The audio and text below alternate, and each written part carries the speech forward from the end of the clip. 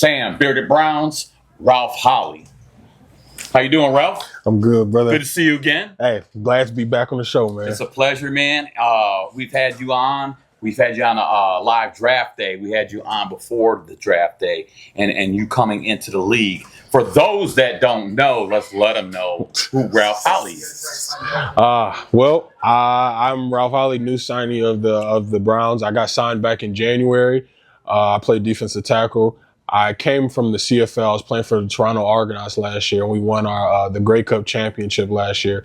But now, I'm a dog now. Yeah, absolutely. I want to. I already kind of know because I was out earlier and I was talking with Ralph's dad, Ralph Sr., and I just want to know, how's the family doing? How's everything? They come down to see when he can, and supporting you all the time.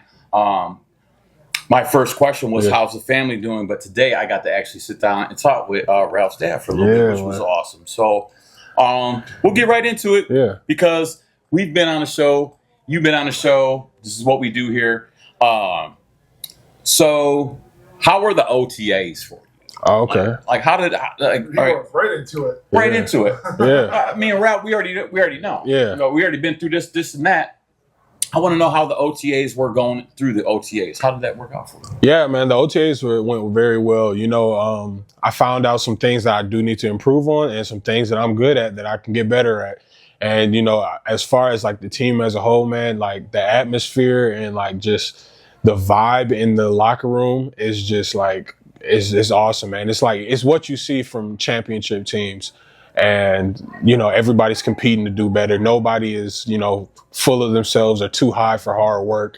It's just a grind mentality in there. Like everybody just wants to do better. So it was a good OTA session for sure.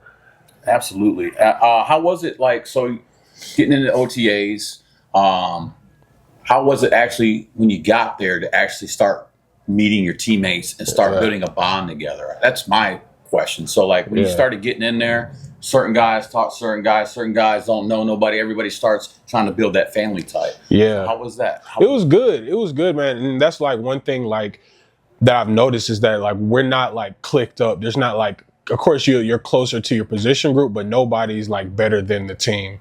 And no matter how much you're getting paid, no matter what you've done, everybody was willing to communicate with everybody.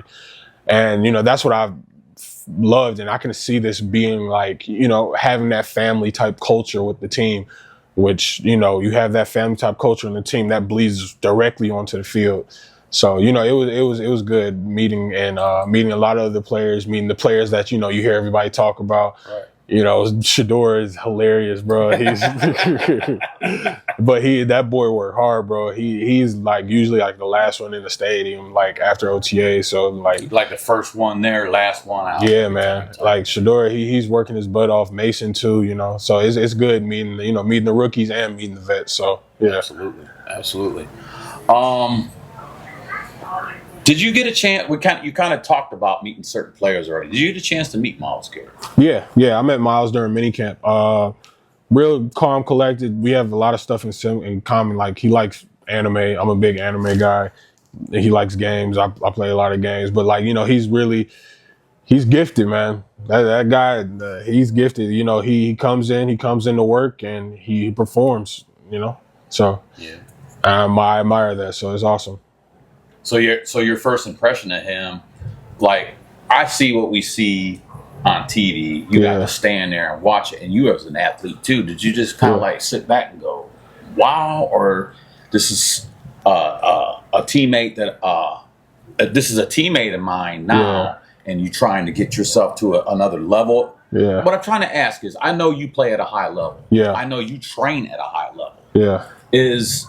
How can I say it?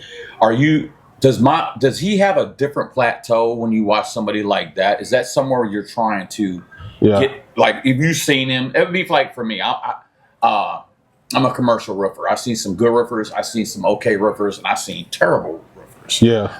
I always wanted to know the next steps to everything. Okay. So somebody like you can build from, learn from, or want to work with. Like that. Oh man, yeah. It's just watching him craft and everything, man.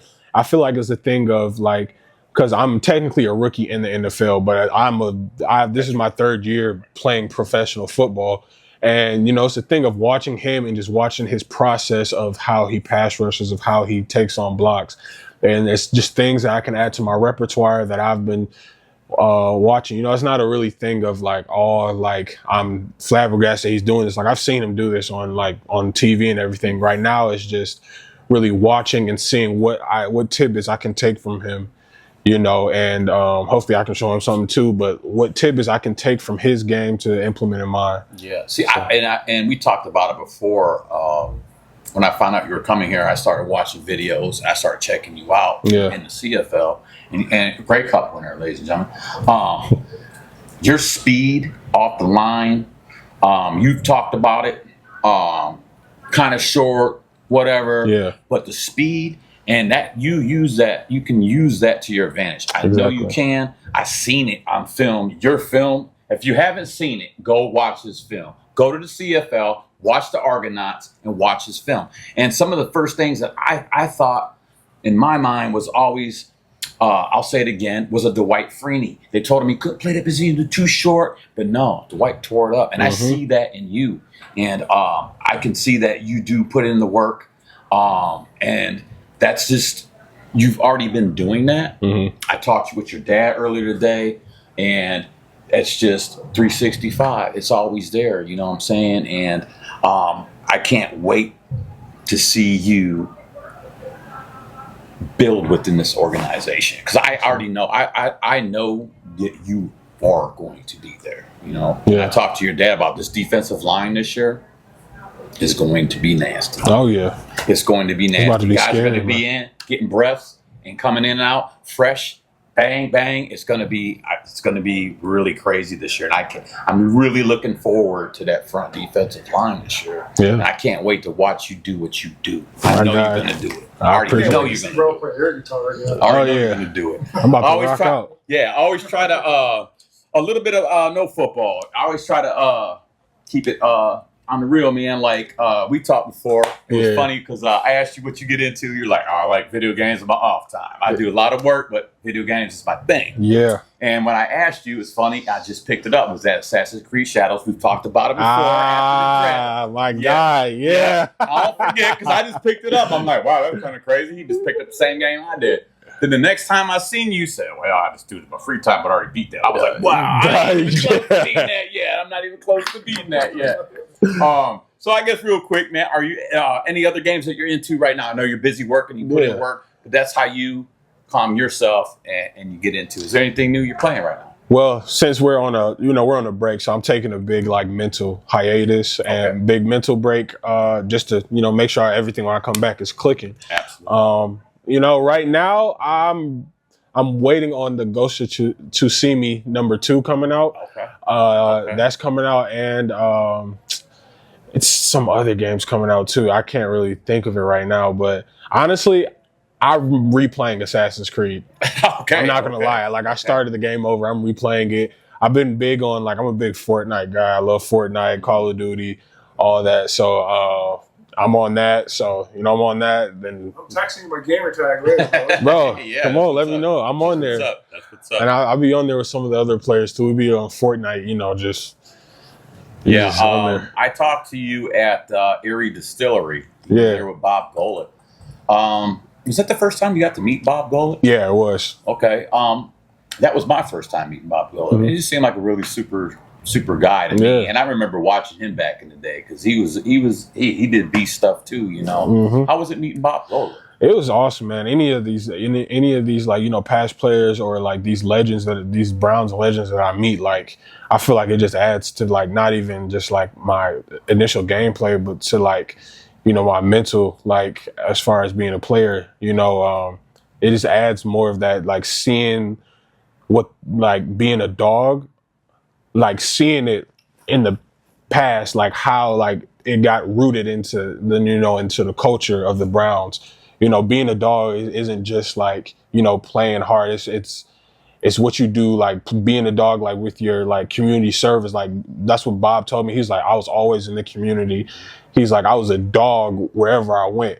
He's like, I made sure I served him. I met my fans. He was like, I made sure I was a dog in the classroom. Like I was a, and it's just hearing that type of stuff. It really instills in you like the culture of what being a Browns player is. Absolutely. So I really appreciate meeting Bob and any of the other legends that I've met, like, Felix and all that, Yeah, I got to talk to Felix today. We know Mike Pruitt. Those are Browns legends, man. And it's just nice to see you in that whole mix. You're getting that culture. That culture is behind you. And I love that. I love that with you. I don't want to keep you too long because we got a lot going on today. It's been a busy day for Ralph and everybody.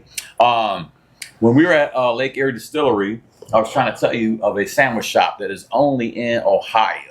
Oh, it was Mr. Harrow's. Mr. Harrow's, yeah. Get you a chance to get a Roman burger? Not yet. Not yet. I'm gonna get me one. I promise you. Because I remember that. Mr. Harrow's, yeah. Yeah, because I was talking to you. I remember talking to you. You're like, what is that? Let me put this in my phone to make sure that, because I was just wanting to know because it's a staple. I got friends that live all over the country now. Yeah. Growing up here. We all went our different ways or whatnot, but we all stay in communication. Anytime anybody comes home, they go, it might be on Facebook, or they might call me and say, hey, Mr. Harrow's, I got it. Just came up from Florida, got my Harrow's fixed, So definitely check it out, man. Yeah, man.